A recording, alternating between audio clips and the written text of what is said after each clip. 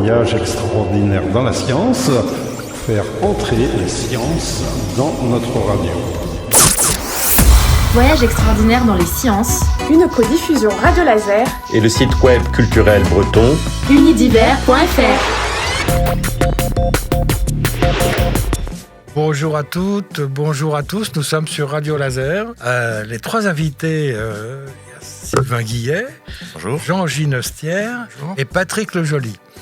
Alors, c'est une vraie aventure qu'on va avoir dans cette émission. Mais avant de la démarrer dans le contenu et les aspects techniques et d'aventure que vous avez vécu ensemble, quelques mots sur chacun d'entre vous. Alors, je ne sais pas qui veut démarrer. Sylvain ? Oui, donc merci Jean-Louis pour l'invitation. Donc Sylvain Guillet. Aujourd'hui, alors moi j'ai eu plusieurs métiers, plusieurs passions dans la vie, mais effectivement alignés sur ce que l'on appelle aujourd'hui la cybersécurité. À l'époque, ce mot n'était guère usité, et je peux vous retracer quelques éléments de mes expériences en fait, et pour vous illustrer comment la cybersécurité finalement est entrée dans ma vie, comment on a pu faire cette rencontre. En fait, essentiellement, moi j'ai toujours cherché, mais depuis que je m'interroge sur comment valoriser mes connaissances dès l'école, comment l'utiliser à quelque chose d'utile. Voilà, donc je pense qu'on se pose cette question-là, notre rôle sociétal, voilà. Et donc, c'est vrai que naturellement, issu d'une famille plutôt scientifique, je cherchais des domaines d'application qui soient aient un lien avec notre vie au quotidien, voilà. Donc, bref, de fil en aiguille, j'ai été amené à faire une thèse. Voilà, à l'époque, une thèse en électronique. Écoutez, dans les années 2000, un peu par là. Donc, c'était vraiment le tout début des objets connectés. Et effectivement, on voyait surgir ce besoin de traiter l'information et de la protéger, cette information, effectivement. Donc, mais de manière en fait essentiellement locale, un objet. C'était le tout début des téléphones, voilà, le grand essor à l'époque aussi de la carte à puce. Voilà, c'est un peu ces objets emblématiques. Et alors donc ma thèse étant soutenue, voilà, en fait je me suis dit allez, allons voir maintenant du côté aussi un peu régalien. Donc je suis entré au ministère des Armées pour vraiment voir comment la sécurité des objets connectés était un enjeu en fait. Voilà. Et alors là, on entre dans une sphère de la protection de l'information sensible. Voilà. Et donc vraiment une expérience très enrichissante, et jusqu'au moment où en fait avec vraiment des questions de maturité technologique, les technologies de sécurité sont devenues beaucoup plus grand public. Donc c'est là où on en est aujourd'hui. Et donc, effectivement, j'ai pu et j'ai la chance de pouvoir rencontrer certaines personnes. On finira le tour de table, mais effectivement pour être vraiment mettre en œuvre ma formation de recherche, mais aussi d'ingénieur, pour concevoir en fait des objets sécurisés. Voilà. Et donc c'est un peu un parcours. Alors c'est pas du tout un aboutissement. On va voir. Il y a toujours beaucoup de choses à faire sur la protection du monde digital, donc du monde cyber. Maintenant, on peut ce terme-là est entré et signifie quelque chose, je pense, à tout le monde. On pourra le démystifier en cours de route. Mais voilà, en fait, pour moi, c'est vraiment un parcours qui donc a fait le parallèle entre mon envie de m'impliquer sur la sécurisation. Donc, vous savez, c'est des questionnements. Qu'est-ce que ça veut dire qu'être sécurisé? C'est mettre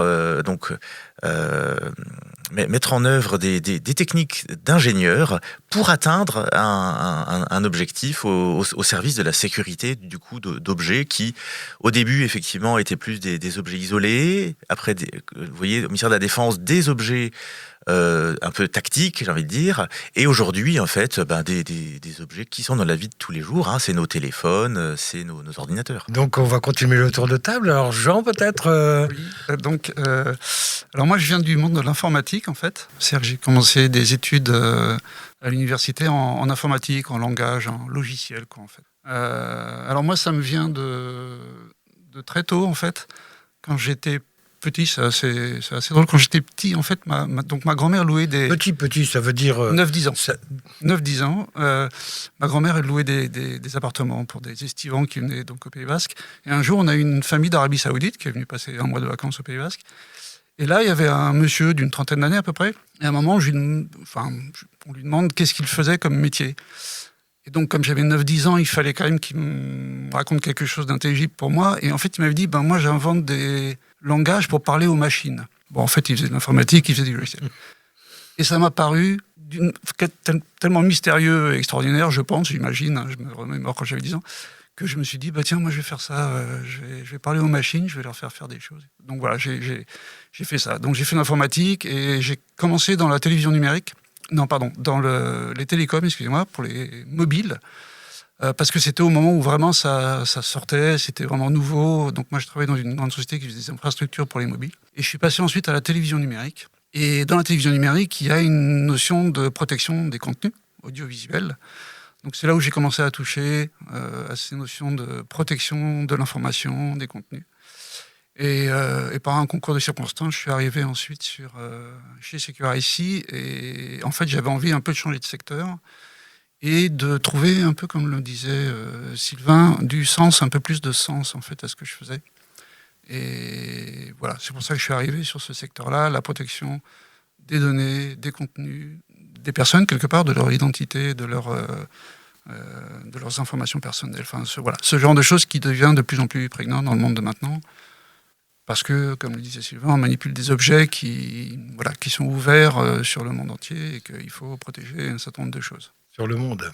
Oui. Alors, Patrick Le Joli, et vous alors Alors, quant à moi, d'une certaine manière, j'ai aussi une anecdote familiale. Quand j'avais 6 ans, j'étais passionné de jeux de construction et j'ai une grand-mère qui a dit « Ah, il sera ingénieur ». Bon, je ne sais pas si c'est pour ça, mais effectivement, j'ai toujours été intéressé par la suite lors de mes études. Curieusement, ma famille est plus, a plus des racines littéraires que scientifiques. Mais on a toujours eu l'esprit ouvert, donc j'ai commencé aussi à faire des études scientifiques. C'était à une époque, vous savez, où on était quand même... je ne suis pas un ancêtre, mais j'ai vu la croissance de l'électronique depuis quelques milliers de transistors à maintenant des circuits qui en comportent des millions, si vous voulez. Et j'ai toujours été aussi à l'interface entre le monde analogique, c'est-à-dire le monde réel tel qu'on l'a connu, et le monde numérique qui commençait à apparaître, donc qui est aujourd'hui, on pourrait dire, le monde de l'Internet. Et je suis rentré donc dans l'industrie du semi-conducteur dès le départ, avec une forte propension aussi, un fort intérêt, une forte curiosité pour l'international. Et c'était aussi l'époque du début de la mondialisation, d'une certaine manière, si vous voulez. Ce qui fait que ça m'a permis de beaucoup voyager à l'étranger, de rencontrer beaucoup de clients à l'international, en particulier au Japon, où j'ai développé une forte expérience. Et j'ai donc travaillé principalement dans les circuits intégrés pour la télévision, pour les différents appareils grand public. J'ai vu ce dont a parlé Jean, l'apparition des premiers circuits de protection des transmissions de données, en particulier avec l'apparition du numérique qui permet une reproduction très aisée, finalement, vous savez, des contenus et leur dissémination. Et donc, toujours dans des métiers d'interface également client. Et au bout d'un certain temps, j'ai eu l'opportunité de rejoindre Secure-IC qui cherchait en particulier de l'aide. On va y revenir. Hein. Tout à fait. Alors, justement, Secure-IC, mais avant de parler de Secure-IC, comment vous avez pu vous rencontrer ? Parce que vous n'êtes pas dans le... Même si vous êtes autour de l'électronique, des télévisions, des télécoms, etc., les rencontres ne se font pas comme ça, quand même. Et surtout, sur un projet aussi magnifique que la création d'une entreprise. Comment vous avez fait pour vous rencontrer ? Bon, un petit constat, effectivement, nos backgrounds. Bon, on est technophile, je pense, voilà. Mais effectivement, on a des backgrounds différents, et c'est vrai que c'est un concours de circonstances, mais qui rétrospectivement qui fait sens. Je pense qu'on va pouvoir vous raconter le moment où il y a eu la convergence de nos chemins. Ce que peut-être pour retracer un petit peu, effectivement, il y a quelques personnes qui sont catalyseurs et qui ont pu faciliter des rencontres. Donc, on évoquait ensemble, par exemple, Philippe Letellier, qui cherche à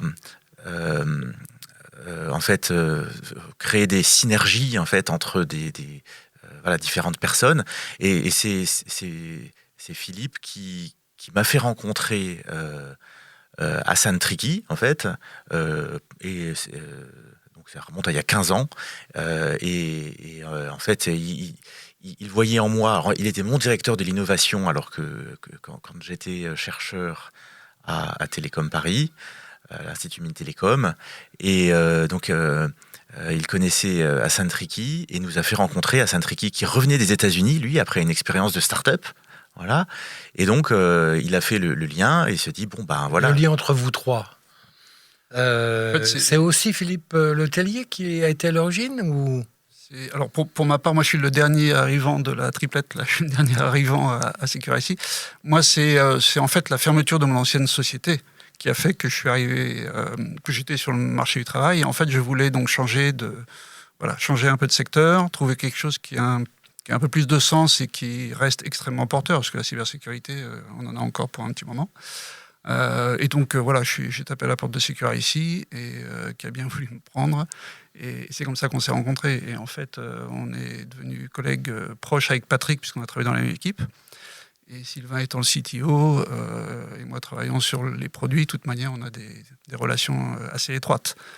Mais donc là, il y a eu un croisement à un moment donné. Securacy était déjà créé quand certains d'entre vous ont rejoint l'équipe ? Moi, oui. Moi également, je suis arrivé donc il y a quelques années, un petit peu avant Jean, et c'est vrai qu'à l'époque, Securacy était un tout petit peu plus en mode start-up, on va dire. C'était un petit peu plus sportif, on était moins nombreux, il fallait être beaucoup plus multitâche. À l'époque, j'avais un ancien collègue et un ancien, on peut dire, un camarade d'aventure avec lequel j'avais travaillé assez longtemps, qui m'a parlé de Securacy, qui me disait que Securacy avait envie de trouver quelqu'un pour les aider un peu plus à renforcer leur structure et leurs relations, en particulier avec les clients japonais. Et le domaine de la cybersécurité m'intéressait. J'ai rencontré Sylvain, l'équipe et l'environnement m'ont plu, et nous avons donc décidé de travailler ensemble. Donc vous étiez combien dans cette période-là ? D'abord 1, 2, 3, 4 une dizaine peut-être à un moment donné ? Alors l'aventure a commencé réellement à 5. Nous étions 5, quelques chercheurs, donc avec aussi Jean-Luc Danger, qui vient de prendre sa retraite. Voilà, donc finalement il y a des cycles, hein, voilà. Laurent Sauvage, moi-même, et Hassan Triki et Philippe Nguyen. Donc on était 5 au début. Et puis une croissance stable et douce, j'ai envie de dire, au début. Et puis en fait, il y a des moments clés dans l'entreprise où on s'ouvre sur de nouveaux, on accueille de nouveaux talents, de nouvelles facettes, effectivement. Donc, de nouvelles compétences. Voilà, et Patrick est venu avec sa seniorité et toute son expérience, renforcer une équipe qui était plus jeune en moyenne d'âge, et donc aussi moins structuré, j'ai envie de dire. Voilà. L'arrivée de gens aussi pour structurer précisément l'offre produit. Oui, tout à fait. Donc, moi, je suis arrivé, alors, je venais d'une société où je faisais déjà du marketing produit, c'est-à-dire, en fait... oui, donc c'était une facette Voilà, quand même importante. Voilà, moi je suis venu développer ça chez Securicy dans le domaine de la cybersécurité, mais c'est quelque chose que j'avais déjà dans le domaine de la télévision numérique. Donc l'objectif là, c'est de savoir structurer l'offre produit, de savoir en faire la promotion, de savoir aussi en faire ce qu'on appelle la roadmap, c'est-à-dire quels vont être les produits à venir, les nouvelles fonctionnalités ou les nouveaux produits, essayer d'anticiper sur les besoins du marché. Regarder aussi la concurrence, comment on se positionne face à elle. Voilà, c'est ce genre de choses qu'on traite dans mon département. Alors, quel est le moteur au départ de tout ça? L'envie de créer, l'envie d'avancer quand on se lance dans une petite start-up. Quels sont les moteurs finalement d'être indépendant, d'avoir autour de vous des personnes qui vous incitent à prendre les risques? Qu'est-ce qui est à la base un petit peu d'une aventure comme celle-là? Parce que c'est une vraie aventure. Hein. Alors, c'est peut-être différent pour les uns les autres. Moi, j'étais pas autant de la start-up, donc je pourrais imaginer quoi répondre, mais c'est plus Sylvain qui va pouvoir... Non, moi, je peux apporter mon élément de réponse, mais je pense que chacun d'entre nous apporte effectivement, traduit sa contribution par certaines envies et voilà, on est tous... On cherche tous quelque chose. Donc bon, moi très très clairement, c'est de traduire de l'innovation en de la réalité. Voilà, je pourrais vous dire produit aujourd'hui, mais en fait réellement c'est ces gens qui a structuré ce concept à Securicy. Donc c'est vraiment tourner des idées en quelque chose de réel et d'utile. Voilà. Oui, moi je rajouterais qu'il y a quelque chose de particulier à Securicy, moi qui m'a vraiment beaucoup attiré. C'est de par son histoire et la genèse, je pense, c'est à la fois le côté un peu business, un peu produit, et le côté recherche. C'est-à-dire que l'innovation est extrêmement importante. C'est la base, je pense, de la technologie de Securicy. Et ça, c'est quelque chose d'extrêmement motivant, puisqu'il y a de la recherche pour rechercher des concepts nouveaux, des technologies nouvelles, mais toujours dans le même objectif, c'est de sécuriser les contenus, les données des personnes, ce genre de choses. Donc, moi, c'est cette composante que j'avais jamais encore trouvée. J'ai fait pas mal de sociétés. Avant, j'étais en région parisienne, j'en ai fait beaucoup. C'est la première fois que je vois ce bon mix, si vous voulez, à la fois de sociétés qui doivent faire du business, il faut qu'on vive, il faut pouvoir investir, mais aussi où la part de la recherche est très importante. Et ça, c'est extrêmement excitant. Alors, je pense que nos auditrices et nos auditeurs ont compris que nous allions parler d'une entreprise qui travaille dans le domaine de la cyber, qui s'intitule Securicy, qui est basée à Rennes, dont le siège est basé à Rennes, qui a démarré donc avec un petit noyau de 5 personnes et qui maintenant est dans une autre dimension. Alors, quel est l'état au jour d'aujourd'hui de Securicy? C'est 100, c'est 200, c'est partout dans le monde. Moi, j'ai entendu dire, évidemment, sur la plateforme rennaise, qu'elle appartient à ce qu'on appelle des pépites rennaises. Qu'est-ce que vous pouvez nous donner comme élément aujourd'hui sur Securicy? Personnellement, ce que je peux dire déjà, c'est que nous avons une implémentation, on peut le dire mondiale, puisque nous avons un certain nombre d'antennes dans les différentes places les plus importantes du monde, on peut dire. Hein. Nous sommes en Asie, nous sommes dans tous les pays les plus avancés technologiquement et les plus conscients en matière de cybersécurité. Nous sommes bien sûr sur le continent américain et également forcément en Europe. Donc je pense que c'est assez équilibré en fait. Securicy est présent sur tous les marchés, innovant sur tous les marchés. Et également, bon, comme vous disiez, nous sommes dans une phase de croissance, donc ça, je laisserai Sylvain donner les chiffres les plus exacts. Mais comme vous disiez, je pense qu'on a dépassé les 150 aujourd'hui, 150 personnes. Oui. Donc toujours de la très haute technologie. Toujours de la très très haute technologie. Qui touche à tous les domaines. Alors, comme pas du marché. Tous les marchés, parce que tous les marchés sont impactés par les aspects de sécurité intégrés. Dans tous les marchés, vous avez de la connectivité. Dans tous les produits, maintenant, les produits sont censés pouvoir communiquer entre eux, les interfaces machine-machine, avec en particulier les technologies de 5G, etc., qui font que tous les produits communiquent entre eux et tous les produits peuvent donc impacter leurs voisins. À partir du moment où vous pouvez être connecté à un réseau, vous pouvez aussi impacter le réseau si un objet individuel est compromis. Et c'est pour ça que la cybersécurité a une très grande importance, mais vraiment sur tous les marchés, depuis la lampe connectée jusqu'au data center. Télévision, machine à laver, parce que maintenant ils sont... Exactement, réfrigérateur connecté, tout est connecté aujourd'hui. Les véhicules, que ce soit terrestres ou aériens, ou même... Voilà, tout ça doit être sécurisé pour la sécurité de tous déjà. Donc quand on parle de véhicules, il y a aussi la sécurité de personnes qui sont dans le véhicule, mais des personnes qui sont autour du véhicule. Donc tout cela doit être complètement sécurisé pour éviter des interactions malveillantes, par exemple. Alors plus précisément sur Secure-IC, puisque Patrick te laissait la parole pour donner des chiffres. Mais bon, pour donner quelques étapes clés, donc 2010, création de la start-up. Voilà. À ce moment-là, nous avions 2 emprises hébergées par des établissements publics. Je tiens à le préciser. Donc à Paris, au sein de Télécom Paris, Paris-Tech à l'époque, et à Rennes, au sein de Télécom Bretagne, donc Télécom Atlantique aujourd'hui, à Rennes, rue de la Châtaigneraie. Voilà. Et on a déménagé 5 fois au fur et à mesure de notre croissance.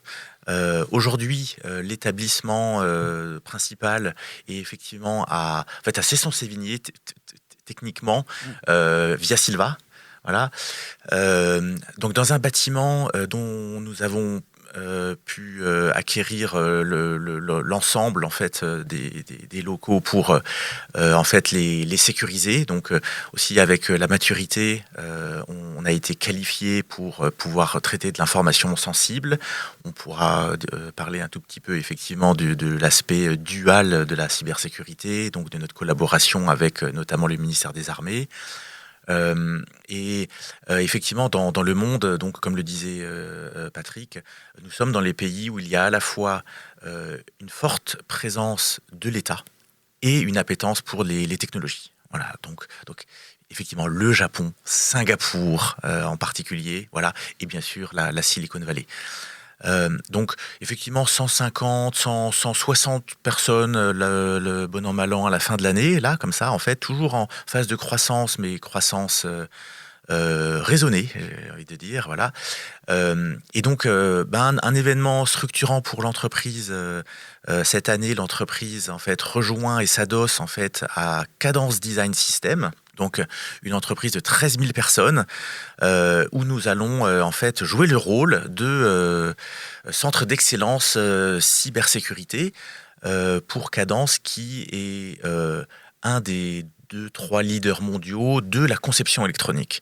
Donc en fait, en étant plus intégré dans l'écosystème semi-conducteur, ça nous permet aussi de mieux diffuser. Voilà, à un moment donné, se faire porter, c'est important, et ça nous permet de nous focaliser sur notre métier qui est, en fait, en termes de feuille de route, c'est très très simple, c'est de la sécurité toujours plus en profondeur. Toujours de la sécurité Qu'est-ce pour que ça anticiper signifie, plus en profondeur? Alors plus en profondeur, c'est faire face à des attaquants toujours plus sophistiqués qui ne vont pas se laisser impressionner par une protection. Qui vont chercher à passer. Voyez-le en termes d'enceinte, d'accès à un château fort. Vous voyez, il y a plusieurs niveaux de douves, de murs, de murailles. Voilà. Donc la défense en profondeur, c'est les différents moyens techniques que l'on met en place pour en fait empêcher l'attaquant, et on qualifie son attaque de pénétration dans le système, voilà, et donc pour l'empêcher dans son cheminement vers les biens protégés, voilà. Donc ça c'est un aspect, la défense en profondeur.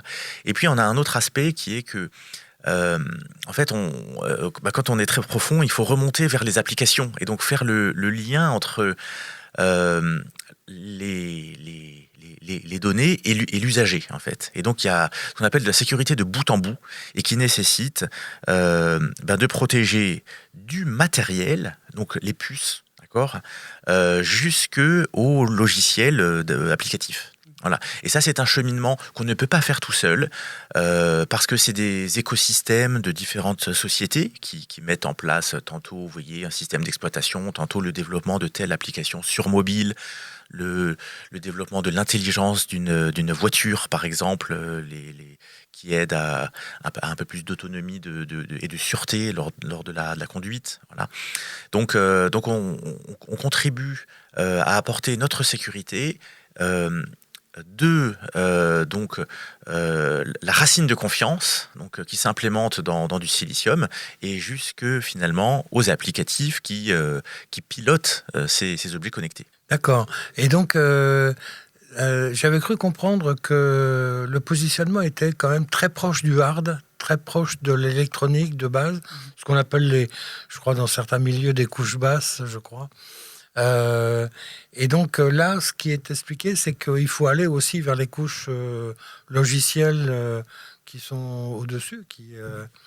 Et donc c'est ce mélange ou cette coopération entre les deux aspects qui représente les enjeux aussi de demain. Oui, tout à fait. Et en fait, donc, comme le disait Sylvain, en fait, la base matérielle, enfin, le matériel, on va dire, est la base de tout logiciel. Forcément, le logiciel utilise le matériel, mais c'est aussi l'endroit le plus compliqué à pénétrer, en fait, plus difficile à pénétrer. Donc c'est là où on va mettre, effectivement, on va dire, l'infrastructure sécurité va être mise dans le matériel.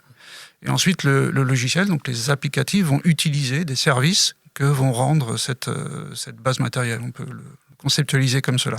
Et donc, nous avons effectivement un certain nombre de produits, on en a plusieurs dizaines largement, qui permettent aux compagnies qui fabriquent les puces électroniques d'insérer les éléments de sécurité dont ils vont avoir besoin pour pouvoir déployer cette puce sur un certain marché. Donc maintenant, une chose qui arrive de plus en plus et qui est fondamentale, c'est que les marchés sont régulés par des standards, enfin par des régulations qui s'appuient sur des standards.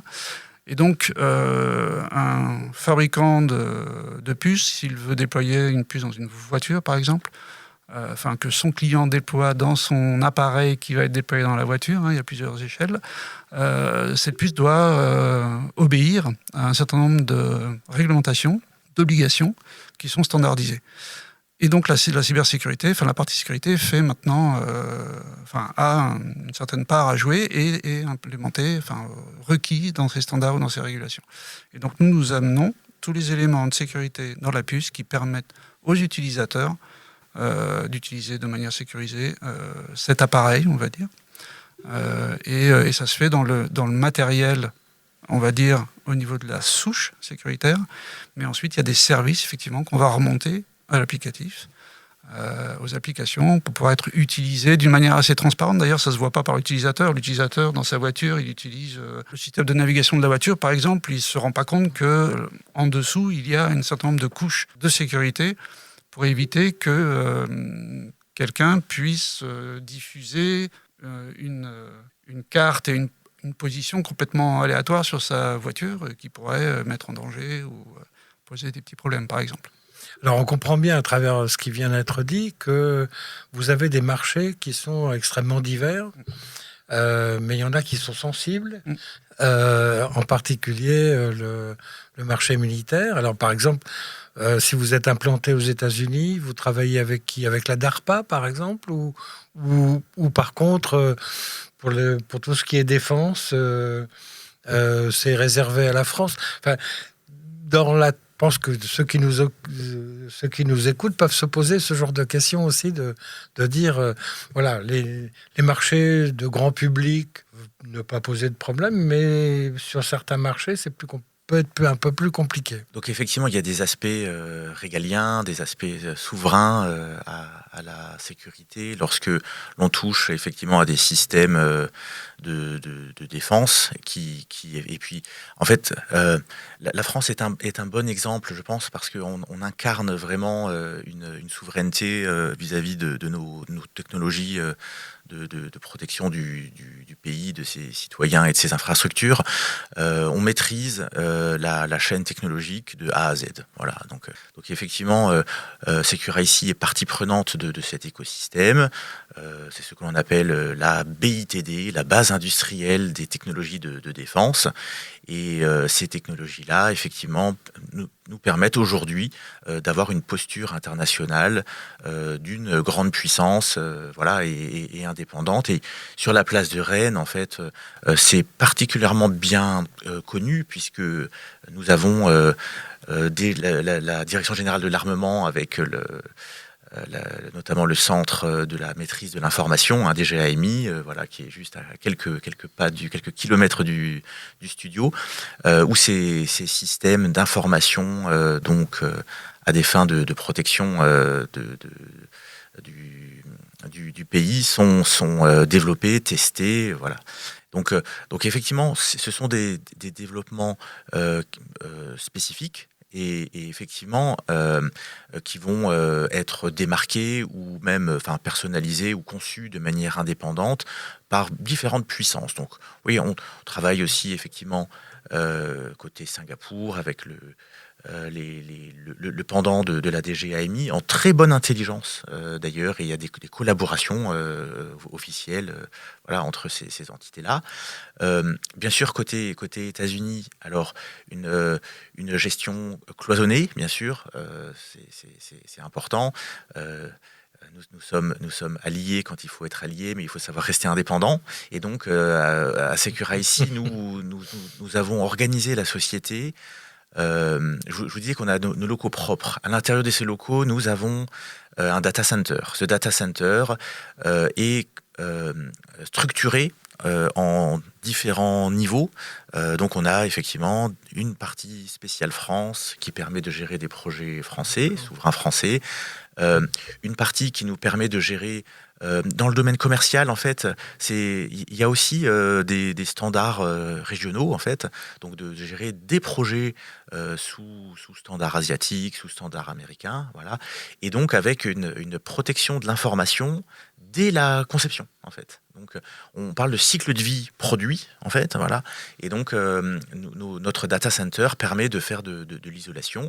Et même, en fait, le bâtiment lui-même a différents étages. Et on a des étages dédiés à certaines activités plus sensibles. Donc, par exemple, classifiées. Alors, les laboratoires de recherche sont aussi, en partie, alors plus ou moins fortement, surveillés par les organismes français de défense du territoire, mais c'est pas l'armée, hein, mais vous êtes aussi dans ce cas-là, dans des entreprises comme la vôtre, c'est-à-dire avec des contrôles, je dirais, qui permettent de protéger le savoir-faire, je ne sais pas, mais j'imagine que les règles qui s'appliquent à la recherche dans certains domaines peuvent s'appliquer aussi au niveau des entreprises.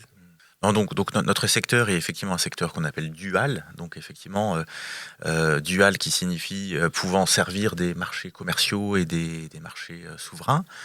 Et effectivement, la régulation vise plusieurs choses. Donc vise l'interopérabilité des produits, mais vise aussi d'assurer de la sécurité par la conception.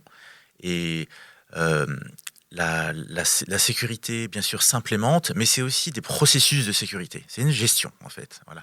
Et donc, effectivement, nos sites sont notamment des zones à régime restrictif, ZRR, c'est-à-dire que effectivement, nous avons un contrôle de qui entre, qui sort, pour anonymiser, bien entendu, mais pour pouvoir garantir une réelle traçabilité et une transparence de nos moyens de production. Voilà, c'est surtout à des fins d'audit et de vérification que le produit que l'on délivre correspond bien à ces spécifications et que les différentes étapes le codage, la vérification ont été réalisés de façon indépendante par des personnes qui n'ont pas eu d'interférence avec un attaquant lors de la phase de conception même. Voilà, donc ce qu'on parle par exemple de cheval de Troie. Donc voilà, donc on a en place des processus et puis comme vous le signalez, les autorités mettent des garde-fous justement pour prévenir ce risque de failles de sécurité, non pas sur le terrain, mais de failles de sécurité dans le produit. Alors, je crois qu'on a appris beaucoup de choses là sur Securacy, mais il y avait évidemment cette partie-là, découvrir l'aventure et puis l'entreprise que vous avez lancée. Il y avait aussi, alors là c'est un deuxième sujet un livre.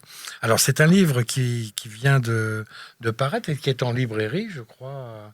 Sortie officielle aujourd'hui même. Aujourd'hui, donc il est écrit par Sylvain Guillet, Jean Ginestière et Patrick Lejoly qui sont avec nous sur Radio Laser et il s'intitule « Comprendre la cybersécurité ».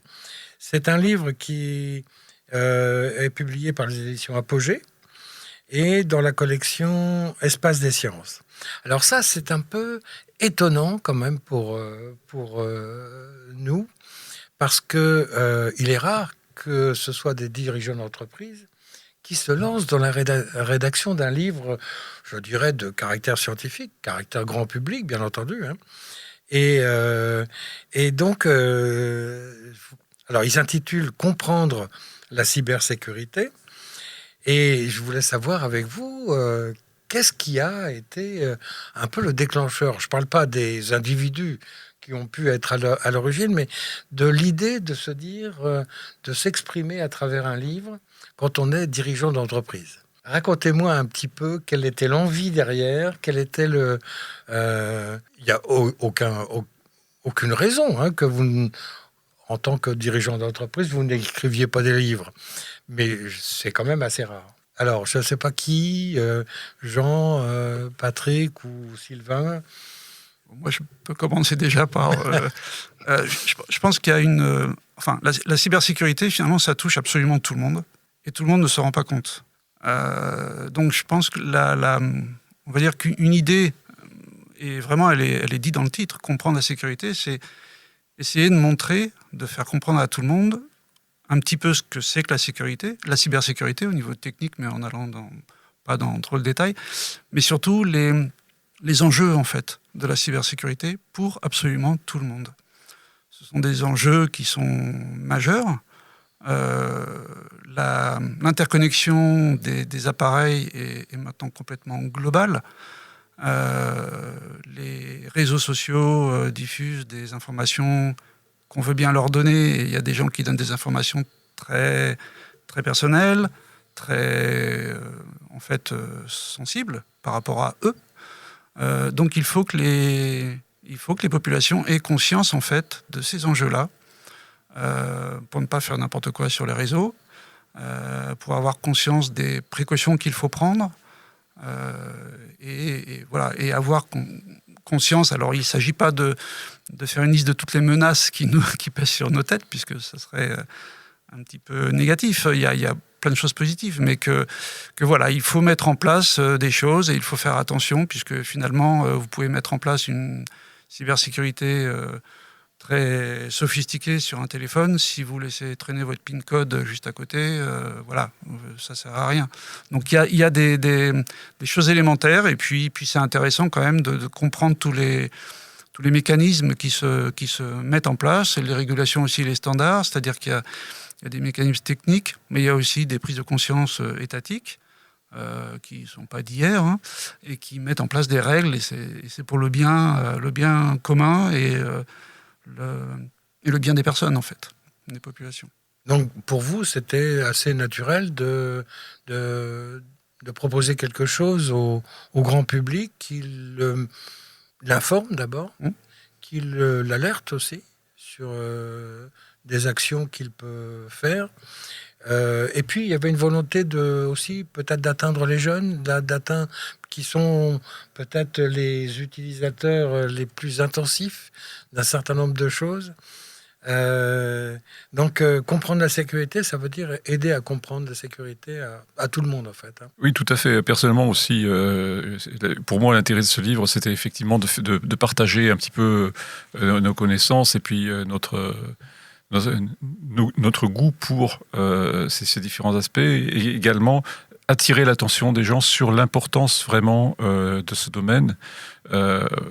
Éventuellement éveiller des vocations, pourquoi pas, parmi les jeunes également, leur montrer que c'est un domaine qui est passionnant, qui est nouveau, qui est vraiment à la pointe de l'innovation aujourd'hui, mais qui a ses fondements finalement dans l'histoire. La sécurité a toujours été un besoin, la sécurité évolue avec les techniques, et il faut être capable effectivement de s'adapter et même d'être, je dirais, même d'être en avance pour être sûr de ne pas subir les attaques et de ne pas en être victime. Donc c'est un ouvrage qui est très didactique, en fait. Je pense que c'était une volonté chez vous d'être accessible, d'être simple pour bien expliquer les choses, mais qui aussi donne des clés comme les métiers de demain, etc. Ça aussi, vous y teniez, je pense, à l'écrire, je dirais. Alors, comme disait Patrick, oui, un des objectifs, s'il est atteint, ce serait bien, c'est effectivement d'éveiller des vocations. Nous sommes conquis déjà depuis un certain temps, mais je pense que les métiers de la cybersécurité ont un intérêt parce qu'il faut adhérer à une certaine technicité quand même, donc de l'ingénierie, mais sont un secteur qui a du sens parce qu'il protège nos concitoyens. Ça a quand même du sens de protéger un pays, les concitoyens, tout le monde, et qui sera de plus en plus, ce besoin sera de plus en plus prégnant, puisqu'on a de plus en plus de surfaces d'attaque sur tous les appareils qu'on utilise, toutes les données qu'on se partage. Et donc voilà, il faut en avoir une conscience en fait générale. Et effectivement, si ça... Alors comment vous avez travaillé tous les trois? Parce que faire un livre à trois, ça n'est jamais évident. Hein. Donc, vous êtes répartis le travail. Il y a eu un porteur principal qui a été surveillé par les deux autres, corrigé, repris. Comment vous avez travaillé? Parce que, en plus, vous n'êtes pas dans le même lieu tout le temps, tous les trois. Donc, comment avez-vous travaillé? Bon, peut-être un mot que ce livre s'appuie sur différents autres supports pédagogiques que l'on prépare parce que nous on se confronte aussi un petit peu à la question de justifier le besoin de sécurité. C'est comme tous les risques, il y a une perception qui n'est pas égale. Donc certaines personnes sont très très hardies et, et considèrent qu'elles ne sont pas exposées au risque. Voilà, certaines personnes sont très méfiantes, mais voilà. Donc comment justifier qu'il faut mettre de la cryptographie dans une voiture? Attention, ça a l'air d'être la quadrature du cercle. Donc il y a un raisonnement bien sûr qui explique que la sûreté des personnes s'appuie sur la sécurité de la gestion de la navigation, comme on l'expliquait. Et de fil en aiguille, on en arrive que si l'information n'est pas qualifiée comme intègre et éventuellement même protégée en confidentialité, ça ouvre lieu à des éventuels problèmes qui peuvent conduire à effectivement des problèmes de sûreté des personnes en fait. Voilà. Donc on a été obligé de rendre cette démarche-là, de la rendre pédagogique. Donc on a fait des webinaires, on a fait des exposés dans différents salons, différentes conférences. Et donc on a, au fil du temps, dégagé de la matière. Voilà, un capital. Et effectivement, cette matière-là, donc on s'est réparti effectivement les différentes facettes. C'est très très riche la cybersécurité, parce qu'il y a un aspect effectivement, Patrick, sur comment est-ce que la sécurité s'est digitalisée, voilà, que tu expliques très bien dans le premier gros chapitre, voilà. Et puis effectivement des aspects plus professionnels, des aspects plus techniques, plus de régulation.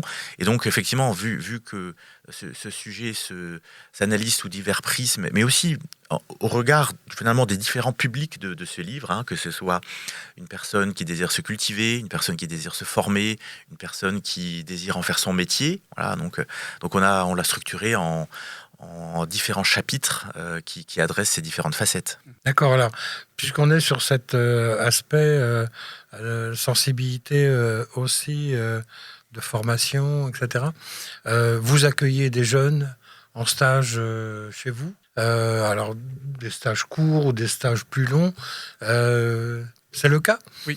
Sécurité a la possibilité d'accueillir des jeunes alors je ne sais pas si des stages de seconde ou de troisième ou de... On accueille régulièrement à Rennes, enfin à Cesson, qui sont nos plus grands locaux, donc c'est là où c'est un peu plus facile aussi. Donc nous accueillons régulièrement des jeunes qui viennent passer une journée, 2 journées de stage pour comprendre un peu à la fois comment fonctionne une entreprise, mais ce que c'est que la cybersécurité, quel est notre domaine. Et donc, il suffit de prendre contact avec... Avec nos responsables des ressources humaines, et Gaël Volant. Mais en fait, il suffit d'aller sur notre site web, et il y a un formulaire de contact. D'accord, donc on peut dire à nos jeunes auditrices, aux jeunes auditeurs, qu'ils peuvent aller frapper à votre porte. Alors, je suppose que le nombre est limité, mais a priori, c'est ouvert. Donc, ils peuvent aller frapper à votre porte pour ceux qui s'intéressent et celles qui s'intéressent à la cybersécurité et qu'ils seront donc, en ayant écouté l'émission Radio Laser, capables de comprendre ce qui les attend de l'autre côté de la porte. Alors, nous faisons aussi des conférences dans des écoles. Alors des écoles d'ingénieurs, mais nous faisons des conférences aussi. Ça, vous le faites régulièrement ? Oui. Parce que je sais que Sylvain a encore des cours différents dans différentes écoles, mais vous le faites tous Alors, moi personnellement, non. Je ne sais pas si... Pas plus pour le moment. Mais voilà, on a une structure, là, on a des personnes qui font ça sur certaines on va dire, aspects de la sécurité ou de nos produits. On fait des conférences pédagogiques où on explique la cybersécurité, quel style de produit il faut pour satisfaire aux exigences de sécurité pour les différents appareils que nous manipulons tous les jours, y compris sans le savoir. Alors, pour terminer sur ce livre donc publié chez Apogée, Comprendre la sécurité, j'ai eu le sentiment, mais vous allez me dire si je me trompe ou pas, que finalement, ça devenait un projet un peu plus collectif au sein de l'entreprise, parce que j'ai vu qu'il y avait des collaborateurs qui apparaissaient à divers moments de la préparation du livre. Donc finalement, vu de l'intérieur, c'est quelque chose qui a séduit aussi le personnel que vous avez ? Alors je pense, oui. Il y a eu une distribution de livres assez récemment, donc des premiers exemplaires qu'on a eus qui a été qui a été un succès. Mais effectivement, on n'est pas que nous trois à avoir contribué sur ce livre. On a eu des relecteurs. Il y a deux personnes qui sont citées dans le livre. Pour aussi les figures, on a une personne qui a travaillé dessus pour rendre les choses un peu plus intelligibles que nous, techniciens, ne savons le faire parfois. Donc effectivement, il y a eu... oui, c'était un travail collégial. Et voilà, je pense que le résultat a effectivement intéressé beaucoup de monde au sein de l'entreprise. Oui. Bon, écoutez, c'était le deuxième sujet qu'on voulait aborder avec vous. Le dernier, c'est, parce qu'il doit nous rester un petit peu de temps encore, c'est l'événement qui va se produire à Rennes début novembre, je crois, auquel vous allez participer. C'est la Cyber Week européenne, je crois. Et donc, vous êtes présent depuis le début, je pense, de cette semaine cyber. Et donc peut-être pour expliquer un petit peu que en fait, on est présent à l'international, mais quelque part nos racines sont en France, et puis véritablement à Rennes, en fait, en région Bretagne. Et donc, effectivement, on travaille l'écosystème. Donc, effectivement, il va y avoir la European Cyber Week, le ECW, en novembre, donc un événement phare que l'on soutient au travers du pôle d'excellence de cybersécurité, le PEC, qui en fait est assez remarquable. C'est une association, mais dont le modèle est en train de s'exporter. C'est une association qui regroupe les professionnels de la cybersécurité, voilà, de tous bords. Donc petite entreprise, grande entreprise, que ce soit du domaine public, le domaine aussi peut-être plus institutionnel, les écoles, voilà, les universités, mais aussi le secteur donc industriel, et pour des besoins de défense ou des besoins commerciaux, des besoins de services ou de produits. Enfin, on retrouve dans le pôle d'excellence cyber tout cet écosystème de 200 entreprises, en fait, 200 membres, voilà. Et effectivement, ça, c'est pour le PEC. Pour le PEC, voilà. Donc, c'est sur la région Bretagne ou un peu au-delà aussi. Les Pays de la Loire sont inclus dans cette organisation. L'organisation a comme objectif d'être en fait ouverte, nationale, voilà. Maintenant, effectivement, le barycentre se trouve vers l'ouest. C'est en Bretagne. C'est pas faux. Le Drian a beaucoup contribué à son lancement et actuellement, on a à la tête un amiral, donc on est proche des côtes. Donc Mais effectivement, le pôle d'excellence cyber montre la vitalité de ce secteur d'activité. Et donc, pour en revenir à la European Cyber Week, on attend sur 4 jours en fait, des milliers de participants avec pas moins d'une vingtaine de sessions en parallèle. Donc vraiment, il y a l'embarras du choix. L'ouverture, c'est ouvert à tout le monde. Il suffit bien sûr, pour des raisons de sécurité, de s'y inscrire. Voilà. Mais autrement, c'est un événement qui se veut très inclusif. Donc, on voit des classes de collège, de lycée qui y participent. Et pour participer à des conférences ou aller rencontrer les exposants.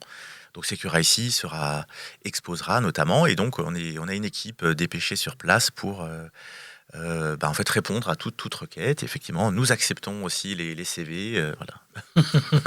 Et traditionnellement, vous recrutez, vous proposez des présentations de CV pour de futurs recrutements simultanément. Comment ça se positionne cette semaine par rapport au paysage européen ou au paysage international?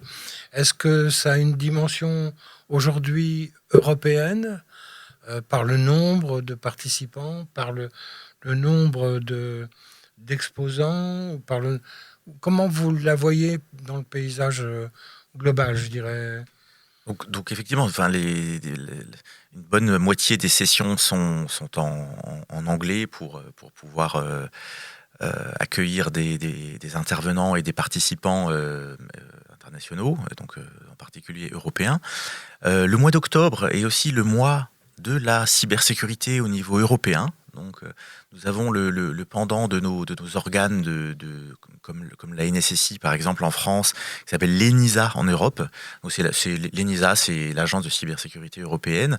Donc voilà, qui sanctuarise le mois d'octobre pour que les différents États membres puissent parler et faire justement de la pédagogie sur la cybersécurité. Donc on est en plein dedans. On est vraiment ravis que notre ouvrage sorte de façon concomitante, simultanée avec cette actualité. Et donc cette semaine, elle est réservée d'un côté à des professionnels, mais pas seulement, si j'ai bien compris. C'est-à-dire qu'il y a plusieurs volets dans cette semaine européenne.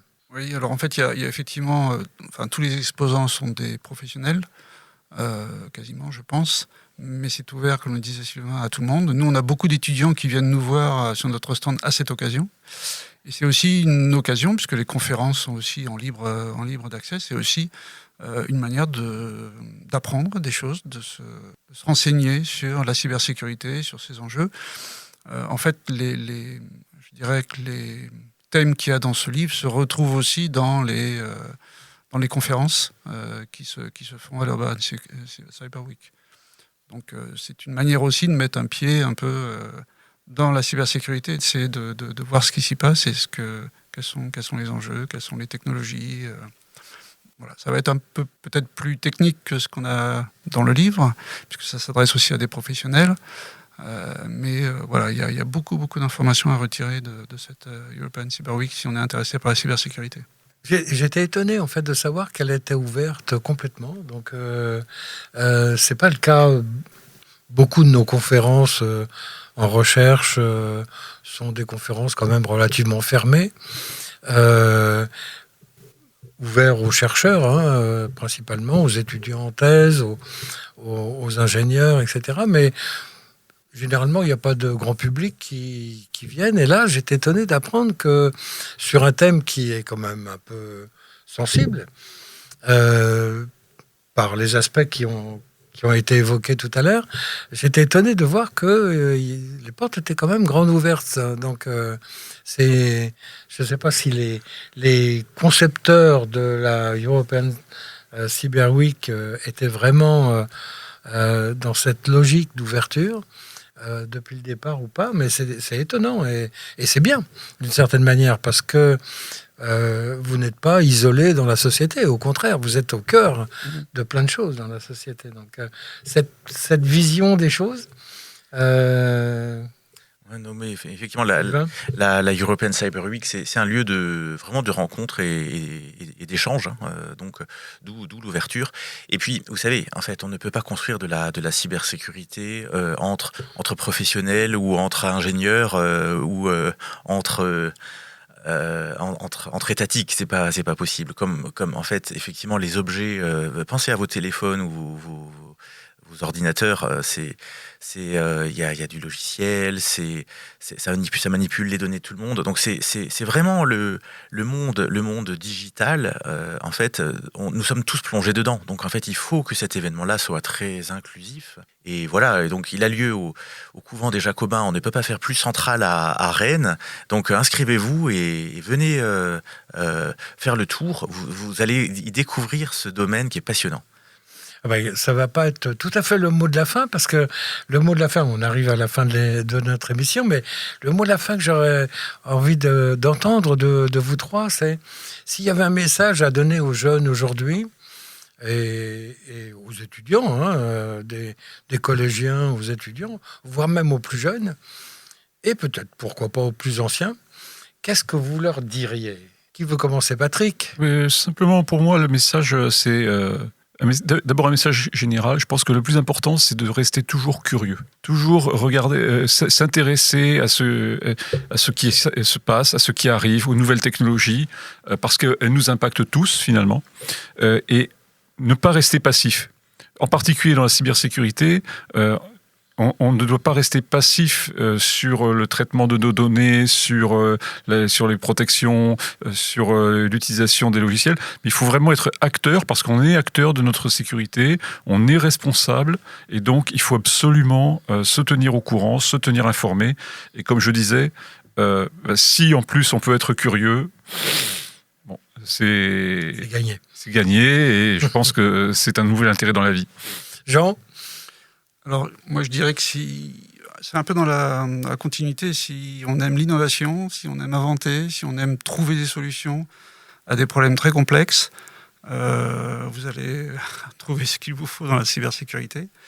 Donc, à la fois, le côté ingénierie très technique, le côté un petit peu mission de protéger, c'est quelque chose qui a du sens, et l'innovation, je pense que c'est le triptyque un petit peu...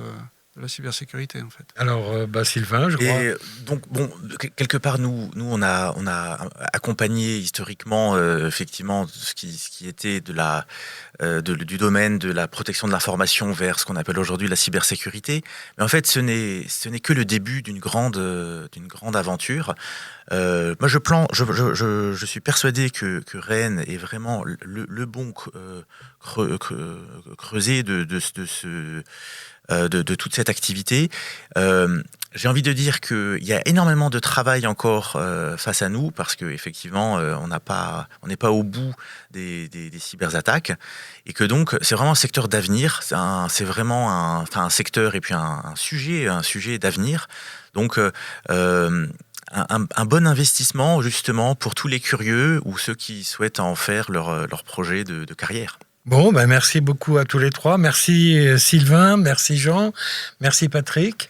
Cette émission va être intéressante, je pense, pour le grand public. Donc, vous l'encouragez, ce grand public, à se rendre à la prochaine Cyber Week de Rennes, à frapper à la porte de Secure ici, et puis pour ceux qui sont dans les phases de recherche d'emploi, à ne pas hésiter à aller vous rencontrer.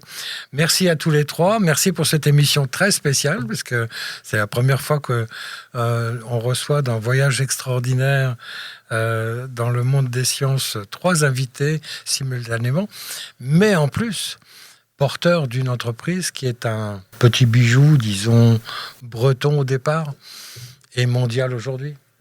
Donc merci à tous les trois. Merci à vous. Merci Jean-Louis. Merci à vous.